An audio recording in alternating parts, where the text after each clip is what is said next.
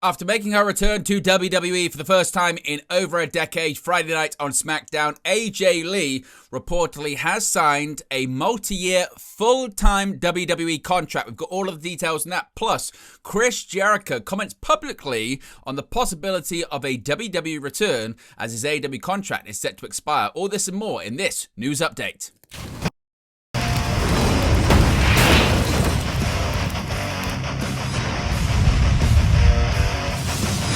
Hey guys, welcome back to Wrestling News 365. Hope everyone is doing very well. As always, there are plenty of news stories to get into in the world of professional wrestling. Let's begin with details on AJ Lee's WWE return and confirmation when it comes to her contract that she's now signed and how long she's expected to be around for. As seen during the September 5th, 2025 edition of WWE Friday Night SmackDown, AJ Lee made her return to the company after a 10-year absence. After the show ended, AJ held up Becky Lynch's Women's Intercontinental Championship. According to a new report from Bodyslam.net, AJ has signed a multi-year full-time contract with WWE. It was noted that AJ's, quote, full-time status signals something bigger, and WWE is, quote, investing in her as a cornerstone of the division again, end quote.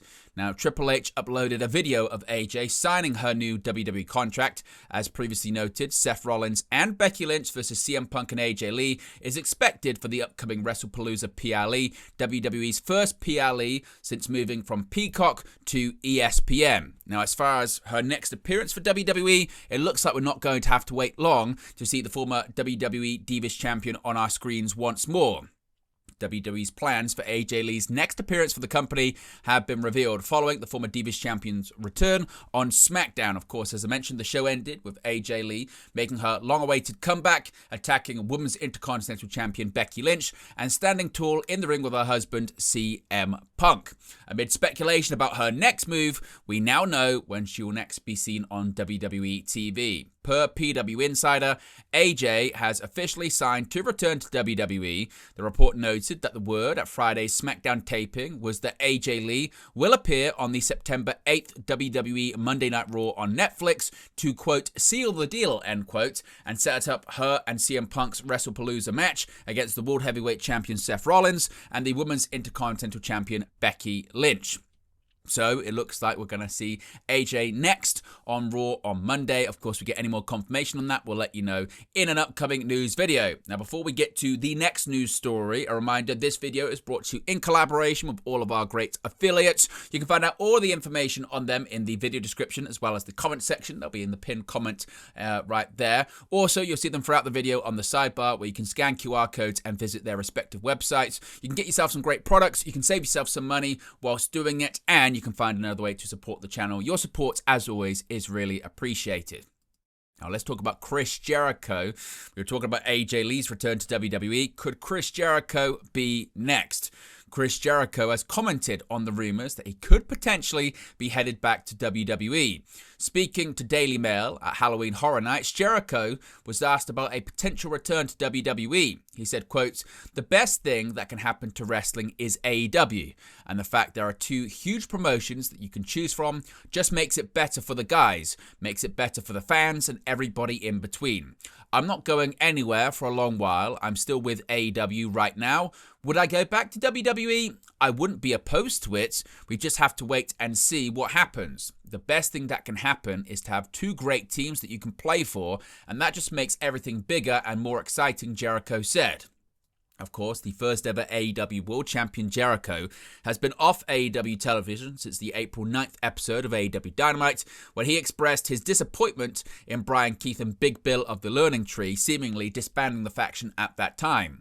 Jericho's contract with AEW runs through December 2025, but he has recently liked an Instagram post regarding a potential WWE return. If we get any more details, we'll of course let you know in a future video. AJ Styles, a lot of speculation about his future in WWE as well, and it looks like the phenomenal one is fueling those rumors of impending departures, retirements, or possibly him staying. We have to wait and see. Now, AJ Styles has shared a cryptic image on social media that seemingly could hint his career as a professional wrestler is winding down.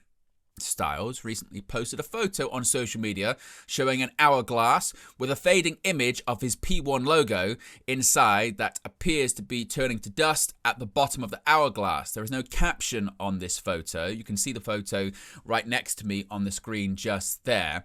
Now, Fightful Select reported in July that sources close to the former WWE champion claimed AJ Styles had signed a year-long contract extension with WWE. His contract was close to its expiration date in 2024, but he sustained an injury that kept him sidelined. When he signed a new contract in 2019, Styles had claimed it was the last professional wrestling contract that he'd ever sign. Now, Styles has been wrestling for over 20 years. Over the last 10 years of his career, he's been with WWE. He made his WWE debut at the 2016 WWE Royal Rumble in the Royal Rumble match. Currently, Styles is heavily featured on WWE programming. He's feuding with Dominic Mysterio over the Intercontinental Championship. Now, Fightful Select then followed this up with a new report regarding Styles and his future, saying they'd learned more details on AJ Styles' current deal, especially considering a new post of an hourglass that seemed to tease retirement. Now, earlier this year, there was heavy speculation on the contract of AJ Styles, which was scheduled to expire. Fightful Select found out from those close to Styles that his deal was extended for 1 year. Now, Fightful are told that WWE does hope to retain him after that period, but will evaluate things and his interests. What Fightful didn't know at that point was when the contract actually expires or how long the deal was. Sources close to Styles had indicated that his deal is up around February of 2026, which would have him expiring after the Royal Rumble, but critically before WrestleMania season. Styles has long discussed the possibility of retirement, but hasn't mentioned it much lately, and his in-ring work hasn't suffered. So the question is, what do you think happens with AJ Styles? When do you think he retires, or does he just continue to go on? Let me know your thoughts about that in the comment section below. Let's go to the ratings for Tuesday's episode of WWE NXT. Last Tuesday's August 26th episode of NXT on the CW network averaged 616,000 viewers compared to 675,000 the prior week and the 728,000 the week before that. The current 10-week rolling average is 682,000. 1 year ago this week, NXT drew 615,000 viewers. The 10-week rolling average a year ago was 593,000. 2 years ago this week, NXT drew 614,000. The 10-week rolling average was 676,000. So, the latest episode drew within 2,000 viewers of the prior 2 years on the same week. The 10-week average is really close this year to 2 years ago and above last year. NXT is on the CW now and was on USA Network the last 2 years. That said, the viewership has dropped sharply the last 2 weeks and well below the 10 rolling week average. In the key 18-49 demographic, it drew a 0.12 compared to the 0.15. Of course, this has actually gone up this past week as well. So, it's mixed bag for NXT, but certainly with a 0.14 rating, it's up 17%, and the 655,000 viewers is up 6%. So, certainly WWE seemingly will be happy with that one. Now, an update here on Will Ospreay and Swerve Strickland. Their health has been certainly a subject of discussion recently. Will Ospreay first. He is set to undergo surgery in the next couple of weeks. Dave Meltzer of the Wrestling Observer first reported the news. Fightful Select has since confirmed. It is unknown how long Ospreay will be sidelined. AEW announced him as out indefinitely following the AEW New Japan Forbidden Door pay-per-view. Now, of course, Ospreay was stretched out of the ring after an attack by Jon Moxley, Claudio Castagnoli, the Young Bucks, and Gabe Kidd at Forbidden Door. After the London native and his team were victorious in a lights-out steel cage match, Ospreay was attacked as he tried to soak in the moment in London. Moxley and Castagnoli wrapped a chair around Ospreay's neck and stomped down, adding further injury to his already banged-up neck.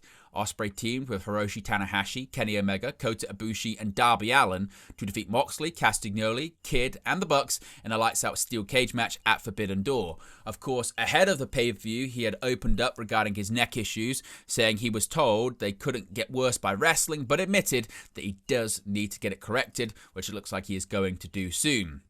Now, as far as Swerve Strickland, we have a bit of an update on him. Now, in the latest edition of the Wrestling Observer newsletter, Dave Meltzer was able to provide an update on both men, and it seems like they're both taking their first steps on their separate roads to recovery. As we've spoken about, when it comes to Ospreay, he initially wanted to hold off having surgery, but it has since been confirmed that he'll undergo the knife in 2 weeks, like we just spoke about. Meltzer has previously stated that Ospreay shouldn't rush back to the ring, as neck surgeries will often take a long time to fully heal, and in some cases they never properly heal, and it's very unpredictable surgery, so we'll just have to wait and see when it comes to Ospreay. Strickland's situation is actually further along than some would have suspected. He's actually already had surgery on August 27th and is reportedly already back in training on the treadmill. Much like Ospreay, there's no official timeline on when he'll be able to return, as it's not clear on whether Strickland had a major or minor surgery. He was dealing with a knee issue.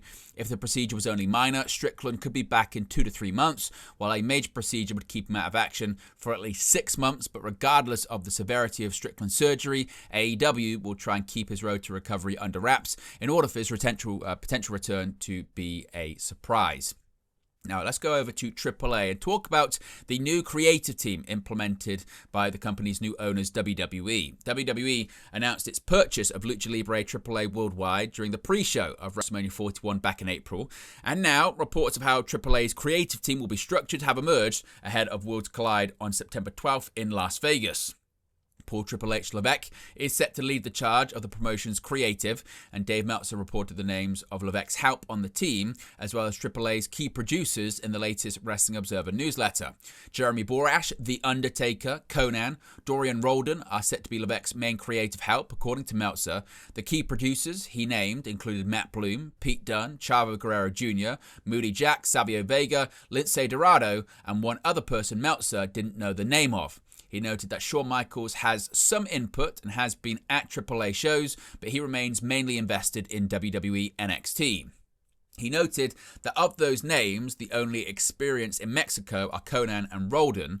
Dorado is Puerto Rican, and Meltzer noted that while Guerrero's grandfather was a lucha legend, his father and Eddie Guerrero were stars in Mexico. Guerrero himself does not have any real experience wrestling in the country. Meltzer wrote that he was afraid WWE would see AAA as Hispanic wrestling and wouldn't know the difference between Mexican and Puerto Rican wrestling styles, but he noted it didn't matter, as they were going to do a mix of WWE and Lucha Libre in a way that will be more WWE with more high-flying and lighter guys than WWE.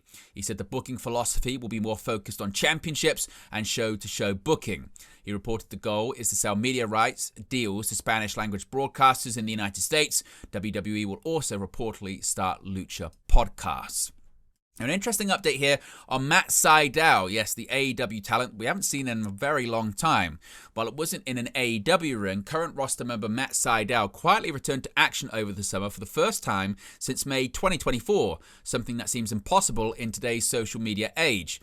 First noted by Sean Ross Sapp on Saturday, Sydal competed against the 58-year-old Ultimo Dragon in July at the France-based ABC 15 Festival International de Catch. Now, Dragon picked up the victory. It was Sydal's first in-ring action since May 2024, when he fell to Konosuke Takeshita in 2 minutes on AEW Dynamite. He had yet to wrestle for AEW since then. The reason for his absence was surgery on his right foot after what he called a decade of suffering. The 42-year-old had surgery to both break and refuse 3 bones, in addition to having hardware to set his toes into his joints. While still listed on the AEW roster, it's unclear if there's interest from Tony Khan in bringing him back. He has been a part of the company since September 2020's All Out and has wrestled more than 100 matches for the brand, in addition to 19 matches in Ring of Honor. Now, AEW reportedly is considering another residency. Whilst one ends, another could be beginning later on this year. Over the past year, All Elite Wrestling has had a number of residencies in buildings across the United States. The road to AEW All in London 2024 saw a number of episodes of AEW Collision take place in the Esports Stadium in Arlington, Texas. The fallout from AEW All in Texas saw the company occupy the Aragon Ballroom in Chicago, Illinois throughout most of July. And AEW is currently at the halfway point of their series of events at the iconic 2300 Arena in Philadelphia, Pennsylvania. These residencies don't look like they'll be stopping anytime soon, as AEW reportedly has their eye on another iconic venue before the end of the year. According to Dave Meltzer in the latest edition of the Wrestling Observer newsletter, AEW is looking to running an extended residency in the Hammerstein Ballroom in New York City. AEW ran a number of shows in the legendary building on the weekend before Christmas in 2024, with the final league matches in that year's Continental Classic tournament, the final episode of AEW Rampage, and Ring of Honor's final Battle pay-per-view all taking place in the building most famous for hosting ECW events towards the end of their existence at the turn of the century. Meltzer noted that the run of shows AEW had in the Hammerstein Ballroom were major financial successes, as well as being successful in the TV ratings, and while the attendance was capped at just under 1,500 people, the ticket prices meant that the gates generated more money than some shows with double the amount of people in the same building. Like with all of their residencies, AEW also saved a lot of money by running the same venue consecutively, with Meltzer believing that AEW saved somewhere in the six-figure region during their 2024 stretch. So of course, if we get any more confirmation on that, we'll let you know in a future video.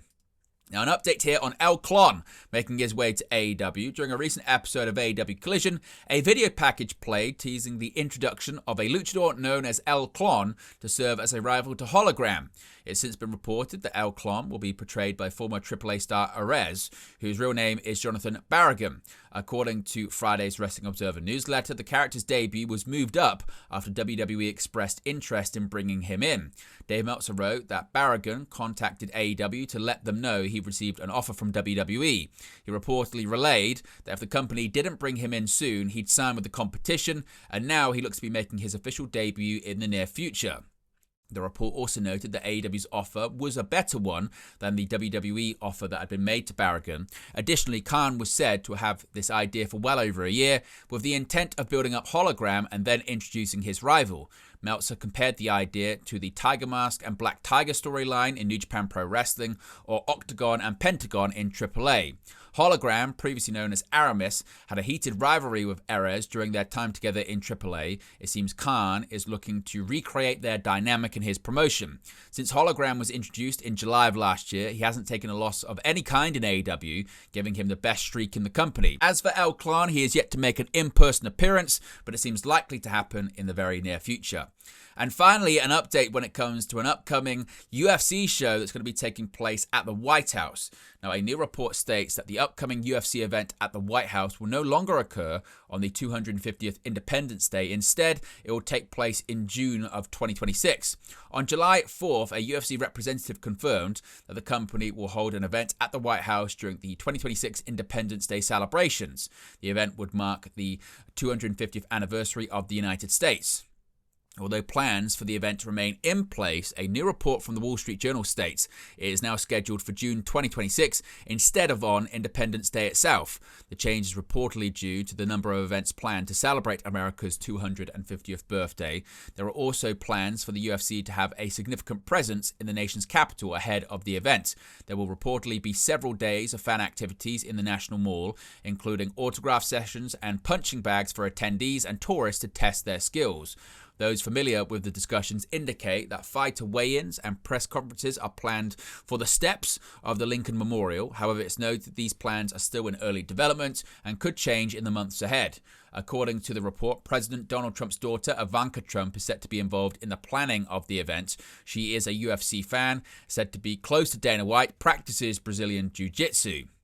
Other ideas for the event include UFC fighters warming up at the White House. Initially, there was a plan for them to emerge from the Oval Office and enter the Rose Garden Place Octagon. However, Trump and others want a larger event with more spectators, so it will now take place on the South Lawn. Dana White previously said that the event at the White House will air live on CBS. However, at the time he made those comments, the event was also still scheduled for Independence Day 2026. So, of course, we'll have to find out any more details closer to the time. But there you go, guys. The latest pro wrestling news for you. Be sure to smash a like on the like button. Be sure to subscribe, bottom right hand corner. As always, let me know your thoughts in the comment section below, and I'll speak to you again very, very soon. Hey guys, thank you for watching, listening, streaming, or however you come across this video today. Be sure to click on the video on the right there to watch our next video, or click the bottom there to subscribe, or the bottom right hand corner. Thank you very much, and I'll speak to you again very soon.